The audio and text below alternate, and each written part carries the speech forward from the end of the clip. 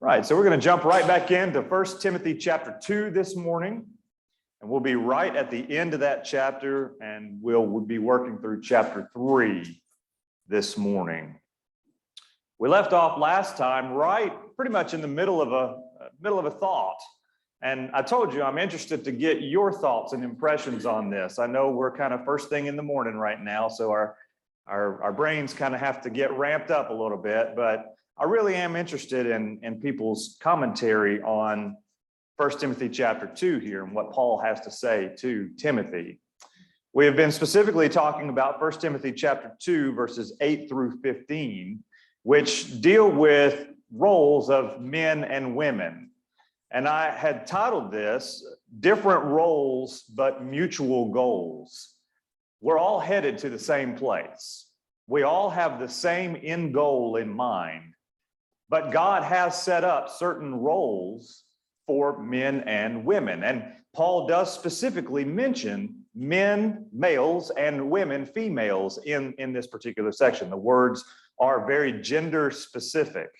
So first of all, if we're looking at this in a modern context, in the United States of America in 2022, there are specific roles for males and females. Therefore, there are only males and females. Not getting political, not going down that route too much, but just pointing that out. God is a God of order. He is not a God of confusion. He creates things in order.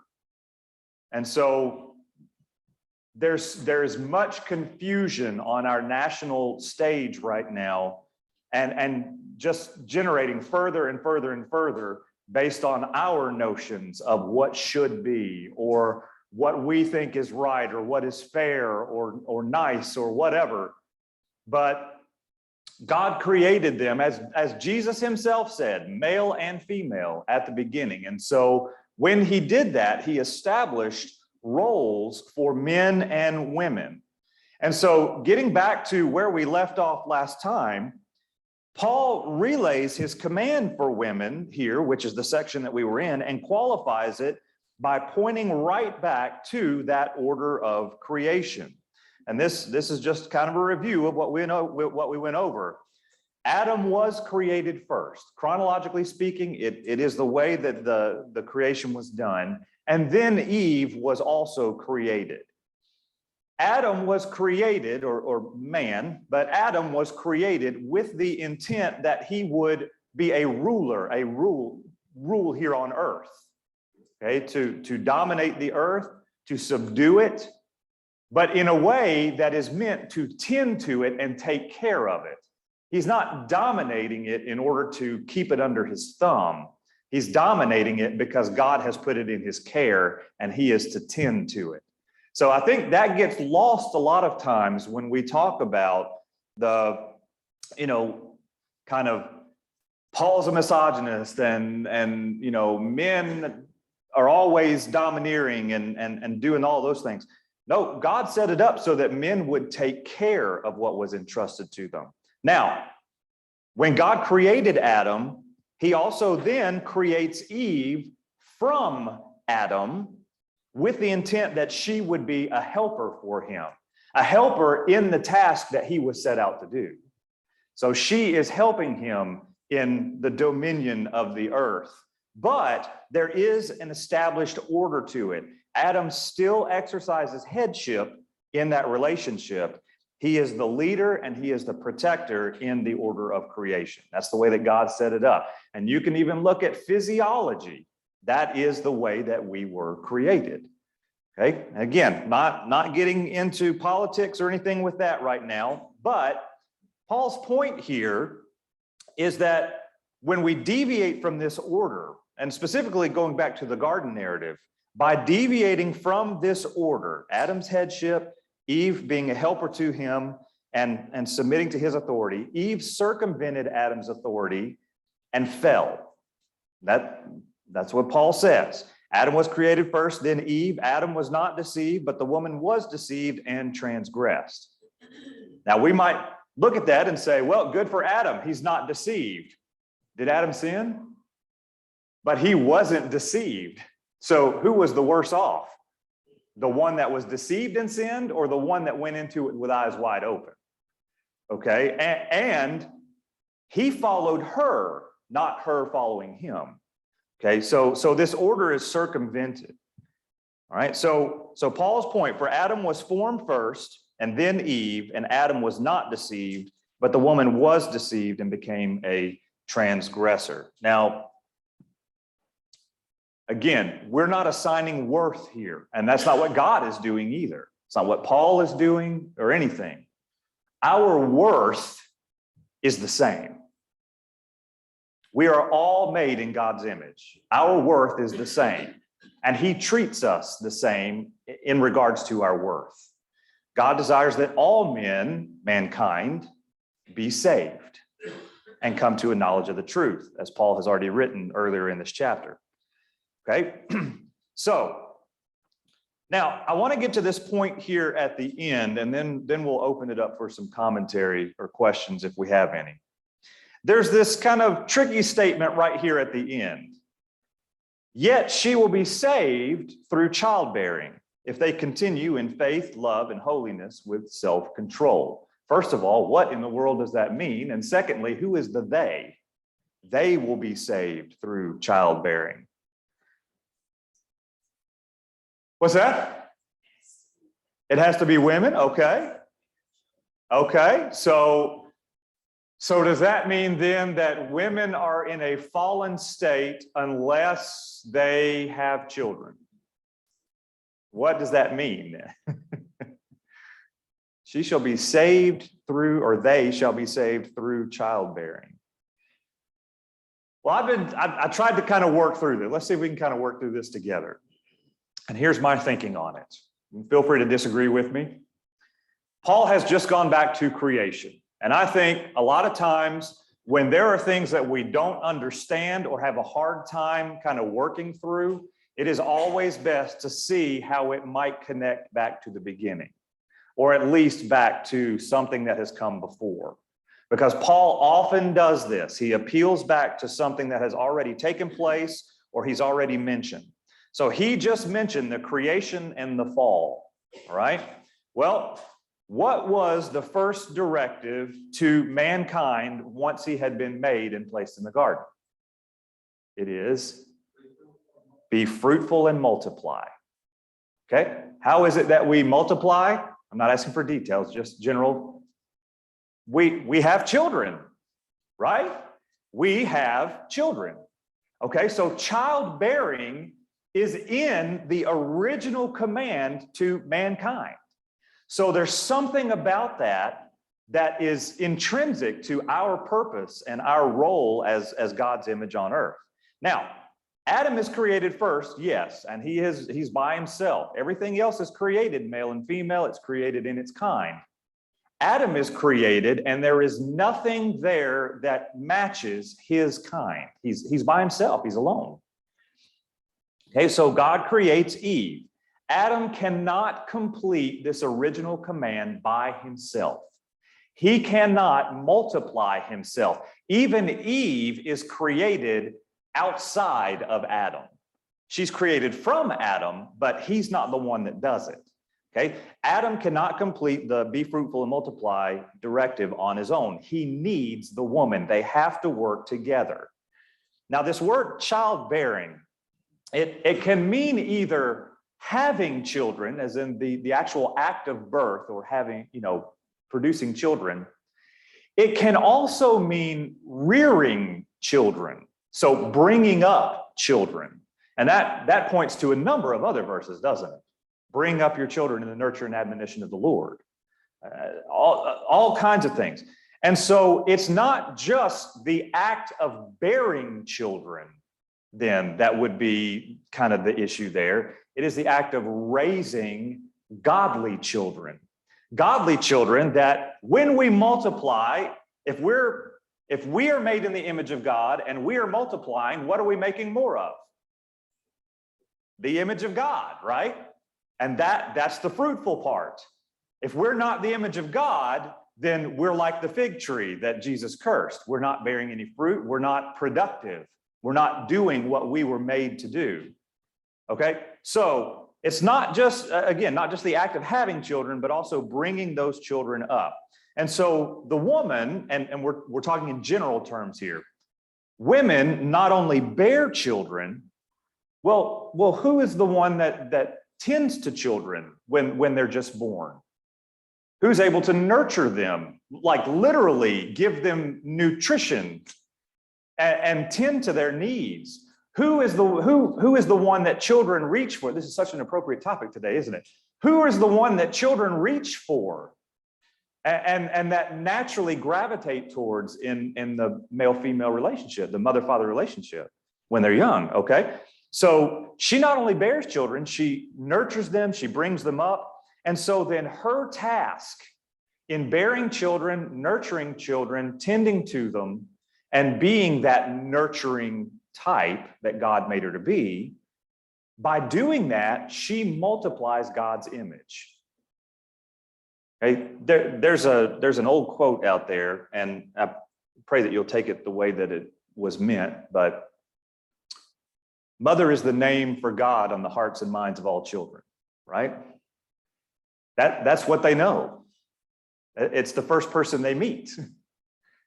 And so, in childbearing, if she continues, and that's the idea there, if she continues in faith, love, and holiness with good sense. Now remember, we just got done with a section, or earlier in this section, Paul talking about women that were living ostentatiously, that were living outside of God's desires for them.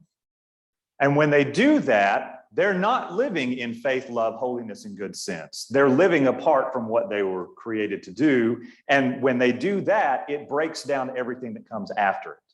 We cannot be saved. We cannot continue in the salvation of Jesus Christ and spread that gospel message without proper childbearing and child rearing. Does that make any sense? Is that any thoughts or questions on that? It's kind of the summation of that section, but it's a difficult statement or question. Sure. And it's good to preface it with you'll need to study for yourself. Right. Yeah. And I think you're spot on as far as it's about roles. Mm-hmm. We're talking about roles. Men, very specific, verse 8. A nerve is the adult male. Mm-hmm. And then likewise women, here is the importance of inward adornment, emphasizing that's not saying beauty is not important. Right. The priority is inward adornment of the heart. And when it comes to the local assembly and teaching, this is your role, this is the man's role. You're not to use exercise authority, teach over a man. It doesn't say don't teach. Right. That's important. I've known, unfortunately, someone who said, well, I mean, that means they can't teach. That's not what it says. It says exercise authority means over a man. Mm-hmm. And there are many, many situations in which women can teach. Mm-hmm. We have that here, certainly. But then it seems to me he's continuing on the subject of roles, accepting whatever role God has assigned to her humbly. In the spirit of verse 9 and 10, the spirit of godliness and reverence and the fear of the Lord, accepting whatever role that is. As a rule, she'll marry and bear children. Mm-hmm. If she doesn't, it's still continuing in faith and love and sanctity. Right. In the role God has assigned to her. Yes. I think it's simply in a safe and general way, saying accepting whatever role God has assigned to you. Mm-hmm. Yes. Yes. Very good. Anything else?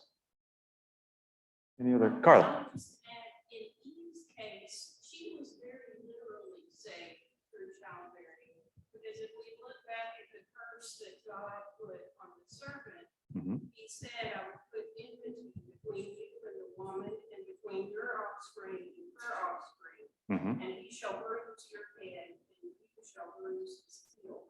So, in her sense, she was the mother of all generations that came up to the Lord Jesus who fulfilled that prophecy. And so in her case, it was a very literal salvation through her Sure. childbearing that brought about the Lord Sure. to bring salvation to all of us. Very good point. Very good point. That in Eve's case, it was a part of her salvation. And it's really interesting. You know, we see Adam and Eve fall and we think, well, that's the end of their story. But yes, they produce Cain, but they also produce Abel.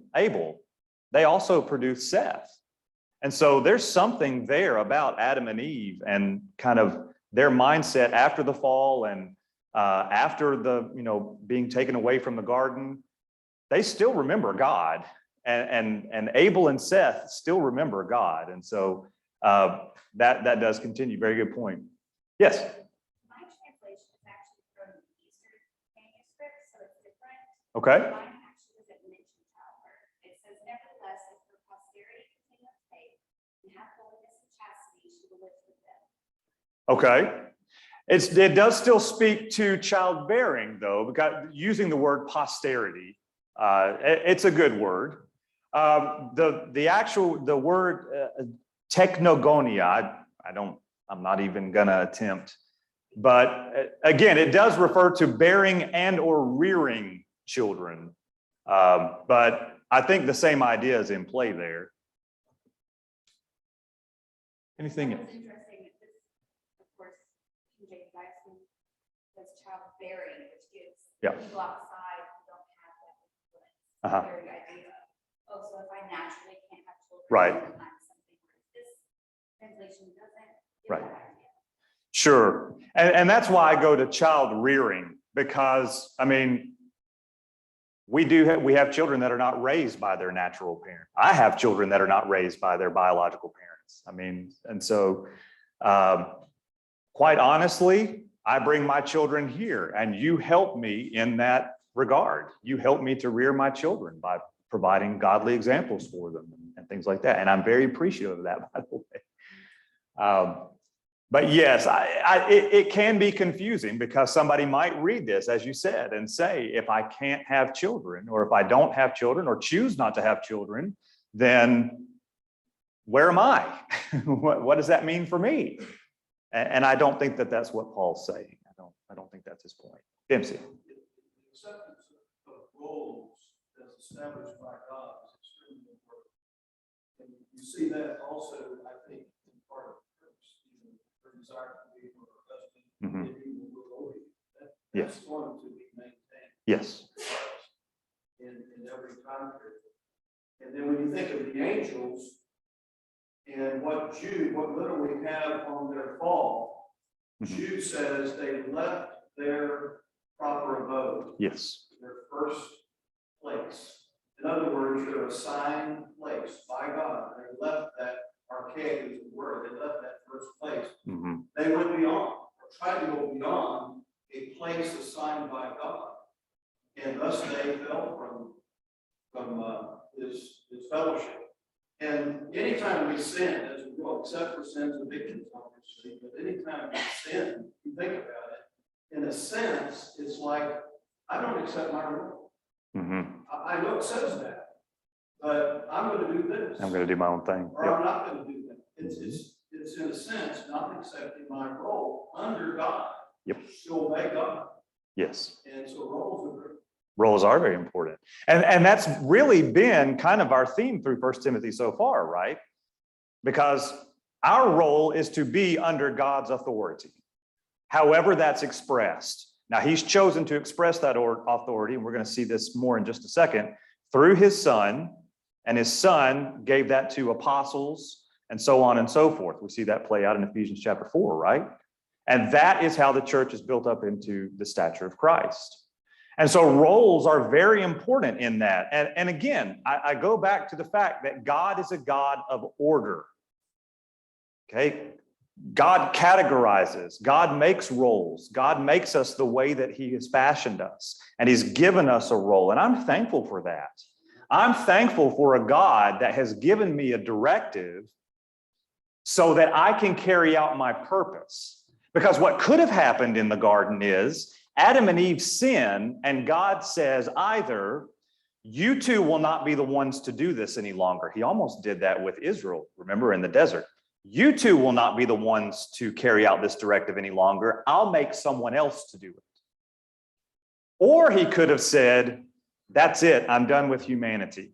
You failed me, you failed in your task, therefore you can't accomplish it. But thanks be to God that he still allows Adam and Eve to be fruitful and multiply. Now, there are going to be contingencies on that after the fall, but there are reasons for that. Okay? But roles are important. Very good. Okay, I have this. While a woman may have led the human race into sin, women have the privilege of leading many out of sin into godliness. Even though a woman bears the stigma of being the initial instrument who led the race into sin, women may be preserved or freed from that stigma by raising a generation of godly children. So that goes kind of back to that progeny word. It's generational. Okay? And so raising that generation of godly children, reminding them of where they came from, who they serve, who they are, and then they in turn doing that for the next generation is the way that we fulfill our purpose. And think about who this letter is being written to. Now, Paul will mention this in the next letter, but Timothy himself knows full well the positive influence of godly women in his own life. We'll see that in 2 Timothy chapter 1.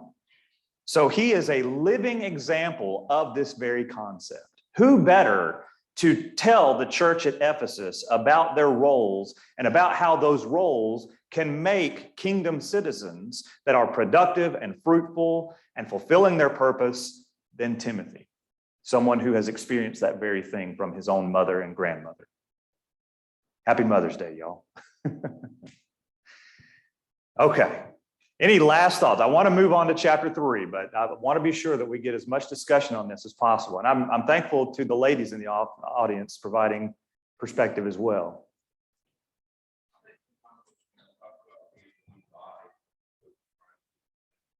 Mm-hmm.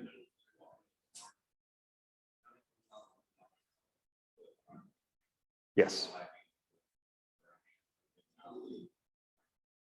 Mm-hmm.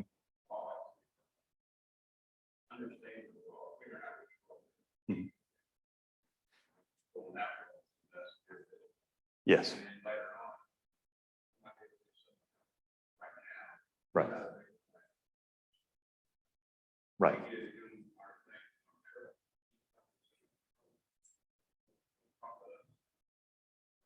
Yes, that's right. That's very good. Yeah. Knowing our role and fulfilling that role. And hey, men, we're not left out of this. We have roles too. And if we neglect those roles, the whole thing still falls apart. So we have responsibilities and we have to fulfill those responsibilities. We have to fulfill that role. There are days when for us, we may not want to take the lead. We may not want to make that decision. We may not want to, do whatever, put the work in. But if we don't do our part, it all falls apart. Okay. Very good. Yes. Sorry. I was looking and the New King James says in childbearing, not childbearing. Interesting. So Okay. would it be like you will be that safe instead of the childbearing is the saving? Mm-hmm. Okay. So then it's less, in that sense, it could be speaking less of the one bearing children and the one more so the one who is born or reared. Is that kind of where you're? Like all of the things afterwards. Uh-huh. Say all of that. Yes. If a woman does these things, she'll be kept safe through childbearing. Okay. Interesting. Okay. This is in childbearing, not through. Okay. I'm not sure the pronoun usage there. I didn't look at that, but that is an interesting thought. Many of the translations. Okay. Have that insinuation instead of. Okay. Childbearing being that. Okay. Yeah, and just in disclosure, this is the ESV that I've quoted up there. I just thought that it would be one of the easiest to use. Dempsey. Yes, well, one more thought. Yeah. You actually said some things about this, but I think it needs to be said also that, you know, women have tremendous knowledge, experience, and contribute. And when Paul says in verse 12, remain quiet, he's talking about a disposition. Yes. It's not sagapa, or the same word as first this side. Right. Silent. Yes. In that situation where someone's speaking. Here, his reference is to a disposition. Up in verse 2, pray that we may lead a tranquil, quiet life. Mhm. That's the adjective version of the same word. Okay. And so we would not say, well, that means we need to not say anything. Mhm. You know, he's talking about, again, a disposition doesn't mean, you know, maintain this kind of demeanor. And that's what he's saying in verse 12, is a disposition. Okay. So, yeah, we welcome the contribution. Yes. Yes. And I think in some form or fashion, all of these roles, and even then getting into elders and deacons and things like that, many of the things that Paul has to say about these specific groups and roles point right back to Jesus. How did Jesus do things? Did Jesus come down ostentatiously? Did he come down with great noise and pomp and circumstance? No, he came down in humility. He came down in service. He came down, to kind of use the adjective there, he came down in quietness. The whole world didn't see Jesus, you know, some spotlight when Jesus was born. He came down in service and quietude and humility. And so he speaks there in chapter 2, verse 5 and 6 about who Jesus is and what his mission was and how he accomplished that. And Paul says, I'm a minister of that. I'm a herald of that. I came to speak that to you. And then he immediately goes into these roles. Did Jesus live a life where he could approach the Father with holy hands? Yes, he did. Did Jesus live a life of humility, not looking like, you know, someone who put great value in riches and really put himself out there in a public sense, other than to just preach the gospel? Okay, so there's an element of Jesus in all of these. That being said, let's move forward to chapter 3. I want to be sure we get either to or through chapter 3 before we go. Now, what's chapter 3 about? Elders and deacons, right? Whenever we need a sermon on elders and deacons, we're always first going to 1 Timothy chapter 3. Not wrong, but not all the book is about. This is a part of a whole. Okay, and so we've been talking about roles, we've been talking about the church and how the church is comprised, right? Let's think for just a second about some of the issues that we've been dealing with so far in the letter in the Ephesian church. Okay, we've got different doctrines being spread by certain individuals.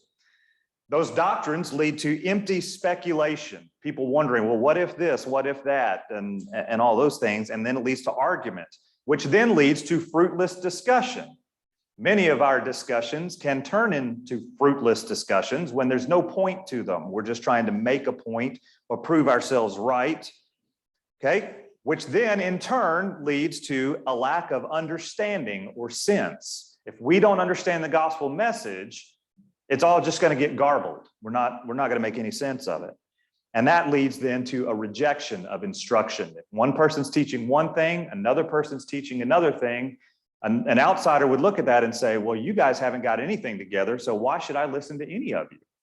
And so it's all just builds on one another. And then these sections here, people living in unholiness or impiety, people living immodestly with vanity, that this is all about self. This is all detracting from the gospel message.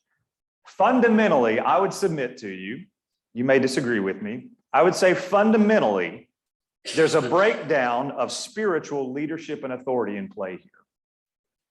When people do not respect the authority of Paul and the message that he brings and the reason that he brings it, then they don't listen to the message, and therefore everything falls apart. There's a breakdown of spiritual leadership and authority. This is the same issue all throughout the Old Testament that caused Israel to fall away from God so often. Think back to an instance like Korah's rebellion, right? Who are you, Moses? Who made you a leader over us? I think that I should be the leader. We are all holy. We are all important. But who was Moses? He was God's appointed representative. And God made that point very clear in Numbers chapter 16. Moses is my servant, and who are you to question that?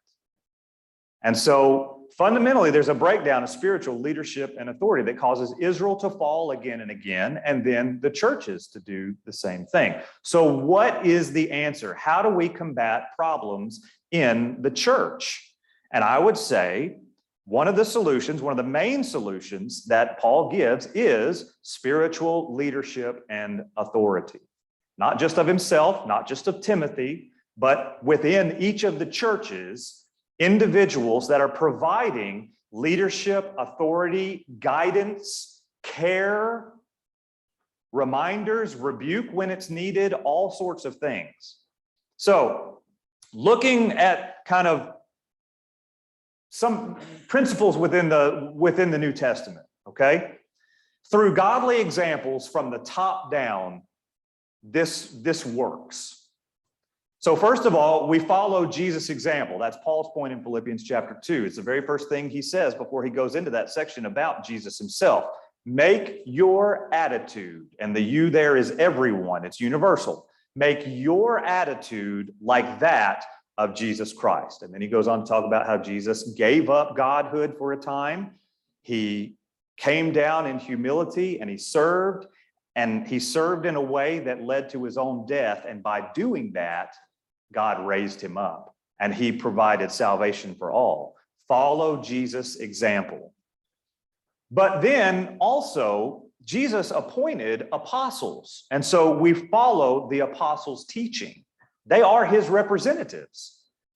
And when we get away from that teaching or we discredit them as what was happening to Paul, then we've discredited the one that Jesus appointed, the ones that Jesus appointed to spread that message and bring it to the churches. And Paul talks about that in 1 Corinthians chapter 4. I come as a representative of Jesus. Okay? But also imitate godly people and attitudes like that of Timothy. Again, right there in 1 Corinthians chapter 4, as Paul is talking about his authority and his mission and imitating him as he imitates Christ, he actually mentions right there, this is why I have sent Timothy to you. Okay, someone who cares. And then Philippians chapter 2, again, right after that section about Jesus' humility and mission, immediately after that, the very first person that's mentioned is Timothy. And what he says about Timothy is, I have no one who expresses more care for the churches than Timothy, my beloved son. Okay? Son in the faith. And so imitate godly people like Timothy. That's why Paul sent Timothy to the churches. It's not just to throw the book at them and start laying down, commands and rebukes. Timothy's example and character are a predominant reason why he is the right person to bring this message to the church. And then we get to this section, verse 3 then, thinking about character, thinking about attitudes and care. Paul says, appoint godly overseers and servants among you. That way, when people like Timothy are gone, when Paul is no longer there to provide apostolic authority, you still have examples who care about you because they are you. They are among you. They love you. They are your family, your local family. And therefore, they are the most intimately connected with you and your situation. And that's what we'll talk about in chapter 3. Now, he says, The saying, we've only got just a few minutes left, so we may not get through all this, but the saying is trustworthy. If anyone aspires to the office of overseer, he desires a noble task. Now, first of all, that word overseer, number of translations out there, overseer, elder, bishop, shepherd, pastor, all the same office. We're not going to go into a study of that word right now, but the specific word used here, episkopos, from the word episkeptomai, which means to visit or to look intently. In the end of Genesis and the beginning of Exodus, God is described as one who looks intently into the plight of his people, and he comes down among them to care for them, to rescue them, and to bring them out. It's the same, if you look in the Septuagint, the Greek version of the Old Testament, that's the word that's used there, episkopos. Okay, so God is looking intently at the situation of his people, and he's acting accordingly. Same thing that's happening with elders, with leadership in the church. They are looking intently. It's actually the same word that's used in James chapter 1, verse 27. Pure and undefiled religion is this, to visit widows and orphans in their distress. It is the word episkopos, to visit. It doesn't mean to stop in and have a glass of tea. It means to look intently into and take appropriate action because of an inward care. Okay. Now, there have always been elders among God's people. We see heads of families in Exodus chapter 4. The patriarchs of the families are considered elders. They're the oldest of the families and therefore the leaders of those families. We have the elders of Israel, those who are the eldest in that community, and it may be some overlap in that group. In Exodus chapter 18, when God is calling the people to Sinai, he says, bring Moses and Aaron and the elders of Israel to the mount to meet with God. Exodus chapter 18 and 19. In Deuteronomy, the elders are mentioned as those who would be appointed over cities. As the people come into the promised land, they are to be the civil leaders in the cities. And so when there are issues or problems or somebody needs advice, they would bring them to the elders of the city. We read in the New Testament that also the elders are typically the ones that developed and passed down oral traditions, maybe good and bad. It's kind of a negative context there in Matthew chapter 15. But they're the ones that are kind of developing those oral traditions. They're on par with the chief priests and scribes. They have authority. They have that status in Jewish society. Matthew 16, 26, 27, they're all mentioned there. And then, of course, when we get into the book of Acts, think, for example, about Acts chapter 15, what we term the Jerusalem Council. Okay, this was not just apostles getting together to discuss this. It says that there was the apostles and the elders in Jerusalem. So these were men of experience and wisdom that were coming together to discuss this very serious matter that has a possibility of breaking apart the early church and is in the beginning stages of doing that. And so these are the men that are called together to do that. So now, what he says then is that these men, if anyone aspires to the office of overseer, what do you think of when you hear that word aspire? What is that? What is that? Aspiration. What is that? What's that?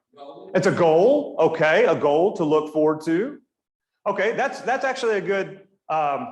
So it does mean it's a longing or a desire, a goal that we're looking forward to. This word is only used 3 times in the New Testament. First one is here, 1 Timothy chapter 3 and verse 1, one who is aspiring to a goal of being an elder. The second one's in a negative sense in 1 Timothy 6, which we'll get to later, of those who aspire after money and what the end result of that is. But then Hebrews chapter 11, those that are looking forward to a better land, aspiring to a better land. Those are the only 3 mentions of it. And really, the root of this word is oros, which in Greek means mountain. And so you kind of get this sense of somebody coming to the edge of this mountain, seeing something before them, and they aspire to reach the summit. They're looking up at a goal, to use that word. They're looking up at a goal. And so here we have the type of man that understands the size of to use the term, the mountain in front of him. And the characteristics here, this is the type of man that's the first to pick up the shovel to move it. Okay, this is the type of man that has the faith that says, we can move this mountain. We will move this mountain with the help of God. Now join me. I will show you how best to do that. Yeah. Okay, so the man then, in aspiring to this office of elder. Now we saw some gentlemen here at the beginning of this book, didn't we, who were aspiring to be leaders? What was their motivation? Their motivation is self, it's reputation, right? This is about me. I want to be a teacher of the law. I want to be one who everyone looks up to and comes to for advice and authority and lays down the law for everyone else. Is that what elders are meant to do? Is that what elders are meant to be? Is that what our elders are?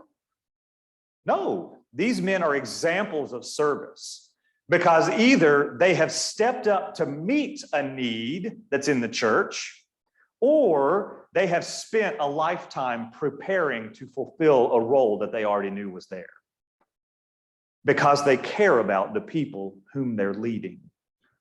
And they will not be at the back of the line cracking the whip. They will not be apart in their house issuing commands and decrees. They will be at the front of the line showing you how the task is accomplished. That's what eldership is. We'll pick up here next time. Any final thoughts or comments? Eddie. And related to what you're talking about, the first one is kind of difficult to translate because the word office itself is not actually down in the original. Sure. What's really emphasized is the work itself. Yes. It's saying if anyone aspires to do this work, Yes. it's a fine work they aspire to do. Yes. Yes. And I want you to think about, read through these characteristics. Do not read them as a checklist. That's what we tend to do when we're looking for elders. Do not read this as a series of check boxes to tick off. And then when we find a guy that's met that, elder. Read this as a composite image of a person that is a leader, and then see it from that respect. Thank you very much for your comments this morning.